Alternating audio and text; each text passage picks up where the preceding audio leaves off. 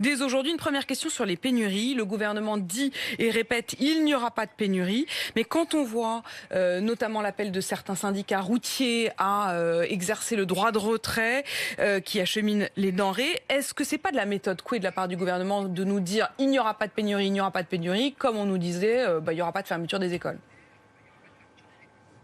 Non, c'est la réalité. Il n'y a pas de pénurie aujourd'hui dans les grands magasins, dans les commerces alimentaires.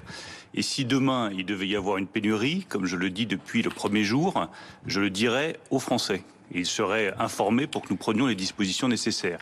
Ça n'est pas le cas à l'heure où je vous parle. Je fais le point 2 fois par jour avec le commerce alimentaire, la grande distribution, avec l'industrie agroalimentaire pour m'assurer tous les jours, 2 fois par jour, que les Français ont de quoi s'approvisionner. Il y a des tensions sur certains produits. Je le reconnais bien volontiers. Je pense que chacun peut voir dans sa grande surface ou dans son magasin qu'il peut y avoir des tensions sur certains produits.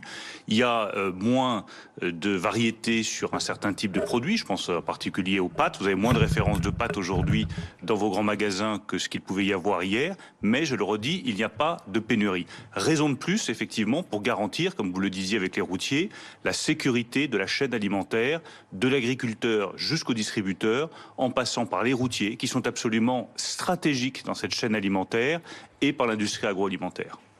La Poste, par exemple, qui ne distribuera plus le courrier que 3 jours par semaine, et en plus 3 jours consécutifs, ce ne sera pas un jour sur deux. Est-ce que ça, vous estimez que c'est un bon signal pour les Français? C'est le signal d'une économie qui, effectivement, tourne au ralenti. Tous les secteurs tournent au ralenti, nous le savons bien. On est obligé de faire face à une crise sanitaire qui est sans précédent. Et la priorité absolue, c'est la sécurité sanitaire des salariés. Elle n'est pas négociable.